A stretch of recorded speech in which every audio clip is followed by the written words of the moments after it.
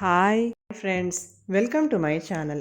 ఇప్పుడు నేను చదివి వినిపించబోయే చందమామ కథ పేరు తప్పులెన్నే బుద్ధి. దయానిధి అనే ఆయన మంచి పండితుడు. ఆయన పాండిత్యానికి మెచ్చి జమీందారు ఆయనకు 10 ఎకరాల పొలం ఇచ్చాడు. దయానిధి ఆ పొలాన్ని గ్రామంలో ఉన్న చిన్న రైతు భూషయ్య చేత సాగు చేయిస్తున్నాడు. పండితుడన్న గౌరవం కొద్దీ భూషయ్య దయానిధి పొలాన్ని శ్రద్ధగా సాగు చేయటమే కాక ఇంటి పనులు కూడా క్రమం తప్పకుండా చేసి పెడుతూ ఉండేవాడు. అయితే దయానిధికి భూషయ్య పట్ల తృప్తి ఉండేది కాదు. భూషయ్యను పనిలో నెమ్మది అనేవాడు ఆయన. బుర్ర ఉపయోగించకుండా పనిచేయటం వల్ల అనవసరంగా రెట్టింపు శ్రమ పడతావని అనేవాడు. అనుభవం నుంచి నేర్చుకోడని దెబ్బలాడేవాడు. శుభ్రత తక్కువని చీటికి మాటికి చీదరించుకునేవాడు. భూషయ్యకు దయానిధి అంటే ఎంతో గౌరవం. ఆయన మాటలపై గౌరవం కొద్దీ వాడు ఆయన చెప్పినట్లు మారాలని ఎన్నో ప్రయత్నాలు చేశాడు. పొద్దస్తమానం నెమ్మది నెమ్మది అంటున్నాడని వాడు గబగబా పనులు చేయటం మొదలు పెడితే దయానిధి తొందర పనికిరాదని, నిదానమే ప్రధానమని పెద్దలు ఊరికే చెప్పలేదు. అవతల ఆటగుర్రానికి అలంకరణ చెయ్యాలనా ఈ తొందర అంటూ గట్టిగా మందలించాడు. ఒకసారి దయానిధి వాడిని చేదతో నీళ్లు తోడమన్నాడు. నీళ్లు తోడి గుండిగా నింపాలంటే చేతులు పడిపోతాయి. బోలెడు సమయము వృధా అవుతుంది. ఇలా ఆలోచించి వాడు గుండిగకు మోకు కట్టి గిలక మీద నుంచి జార్చి నూతిలోకి వదిలి గుండిగను క్షణాల మీద నింపి బయటకు లాగేశాడు. ఇది చూసిన దయానిధి కంగారుగా బావి దగ్గరకు వచ్చి అదేం పనిరా అని గొడవ చేశాడు. మీరు పని చెప్పారు, నేను బుర్ర ఉపయోగించాను, క్షణాల మీద పని అయిపోయింది అన్నాడు భూషయ్య. బుర్ర ఉన్నవాళ్ళు ఉపయోగించాలి, లేని వాళ్ళు కాదు. నేను చేదతో తోడమన్నానంటే ఊరికే అన్నానా? నువ్వు చేసిన పని వల్ల బరువుకు ఆగలేక మోకుతాడు తెగిపోవచ్చు. అంతెందుకు గిలక వంగిపోవచ్చు. నీ చేతి ఎముకలు విరిగినా విరిగిపోవచ్చు. అందుకే చేదతో తోడమన్నాను. ఇంకెన్నడూ నన్ను అడగకుండా ఇలాంటి పనులు చెయ్యకు అంటూ దెబ్బలాడాడు దయానిధి.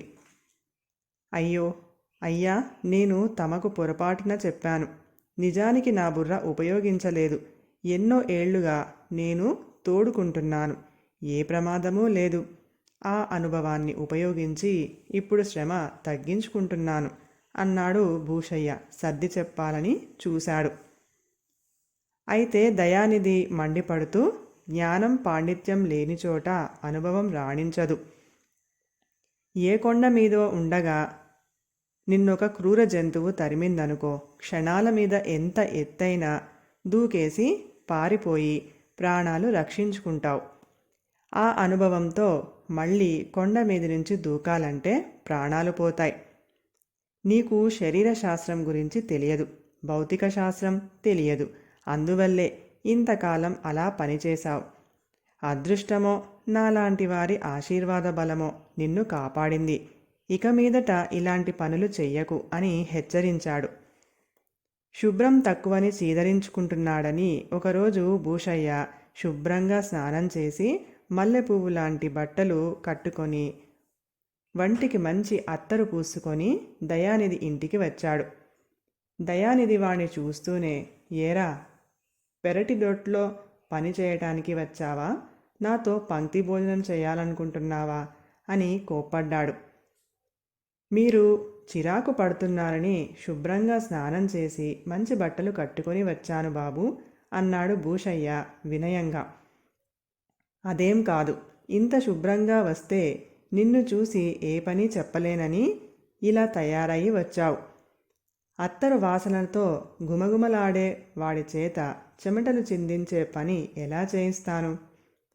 నీకు ఇష్టం లేకపోతే నేనేమైనా బలవంత పెడుతున్నానా? నీ మనసులోని మాట నోటితో చెబితే సరిపోతుంది కదా. ఇలా డొంకతిరుడు వేషాలెందుకు? వెళ్ళు వెళ్ళు, నా పనులు నేనే చేసుకుంటాలే అంటూ నిష్ఠూరంగా మాట్లాడాడు దయానిధి. భూషయ్య ఇందుకు ఎంతో నొచ్చుకొని ఇంటికి వెళ్ళి బట్టలు మార్చుకొని వచ్చి ఆయన చెప్పిన పనులన్నీ చేసి వెళ్ళాడు. దయానిధి ఎన్ని మాటలన్నా భూషయ్యకు కోపం రాదు. వాడింకా చాలామంది పొలాలు సాగు చేస్తూ చేయిస్తూ ఉన్నాడు. ఏదో సమయంలో అందరి చేత మాటలు పడుతూనే ఉంటాడు.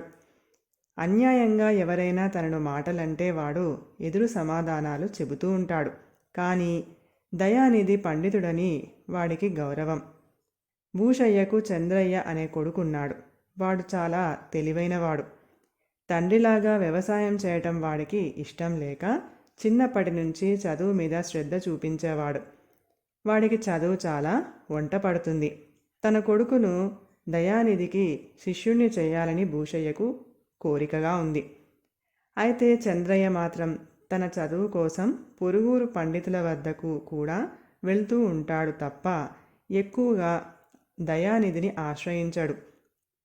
ఎప్పుడైనా ఆయన వద్దకు వెళ్ళి తన విద్యను పరీక్షించుకుంటూ ఉంటాడు. నువ్వు చాలా తెలివైన వాడివి, పూర్తిగా నా శిష్యుడిగా ఉండిపో, నిన్ను నా అంతవాణ్ణి చేస్తాను అన్నాడు దయానిధి ఒకసారి చంద్రయ్యతో. దానికి చంద్రయ్య, అయ్యా తమరు మహాపండితులు, సూర్యుడి వేడి సోకి హనుమంతుడు అంతటివాడు తట్టుకోలేక మూర్ఛపోయాడు. మీ ముందు నేను నిలవలేను, అందుకే ఇతరుల వద్ద విద్య నేర్చుకుంటున్నాను. ఒక స్థాయికి వచ్చాక మీ వద్దనే శిష్యుడిగా చేరిపోతాను అని వినయంగా దయానిధికి బదులిచ్చాడు. కలుసుకున్నప్పుడల్లా చంద్రయ్య దయానిధిని అదే పనిగా పొగుడుతూ ఉండటం వల్ల ఆయనకు వాడంటే ఇష్టంగానే ఉండేది. భూషయ్య తరచుగా ఆయనను తన కొడుకు చదువు గురించి అడుగుతూ ఉండేవాడు. మీ వాడికి చదువు బాగా వస్తుంది, కానీ వాడికి మర్యాద తెలియదు. నన్ను చూడవచ్చినప్పుడల్లా నాకు నమస్కారం చేయాలని వాడికి తోచడం లేదు అన్నాడు దయానిధి. అయ్యా తమరు పెద్దలు, మర్యాద తెలియకపోతే వాడికి తమరే నేర్పాలి అన్నాడు భూషయ్య. పండితులు అడిగి నమస్కారం పెట్టించుకోరు. పెద్దలను కలిసినప్పుడు నమస్కారం పెట్టి పలకరించాలని వాడికి చాలాసార్లు చెప్పాను.